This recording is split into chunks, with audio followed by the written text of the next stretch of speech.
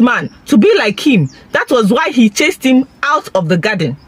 But the truth is that God does not want man to contaminate the peace that exists when one has eternal life. For where there is sin, there is always destruction and chaos. But it was never God's plan to withhold the tree of life from us forever. That is why John 3:16 says, "For God so loved the world that he gave his only begotten Son, that whosoever believes in him will not perish but have eternal life." Because of the death and resurrection of Jesus Christ, he conquered sin and death and gave us a way out. John 6:40 says, "For it is my Father's will that anyone who looks at the Son and believes in him shall have eternal life, and will be raised up at the last day." In John 10:9-10, Jesus himself told us, "I am the door, and if anyone enters by me, he will be saved, and he will go in and out and find pasture. The thief does not come except to steal, to kill, and to destroy. I have come that ye might have life, and have it more abundantly."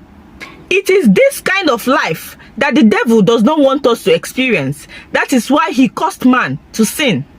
So, inasmuch as the physical death, that is the death of the body, was introduced by the act of sin, that death was nothing more but a transition into the spiritual realm, a realm where eternal life exists, and you cannot access that if you were living in sin.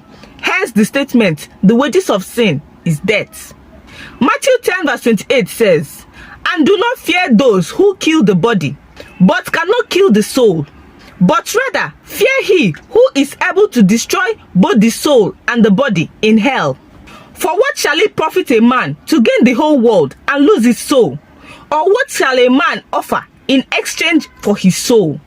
Physical death is a journey everyone must embark in this life, for there is time for everything in this earth. However, we will all give account of the life that we lived here on earth, and your actions here on earth will determine whether you will have eternal life. Jesus Christ has given us an entry point. It takes you to live a righteous life for you to enter into eternal life.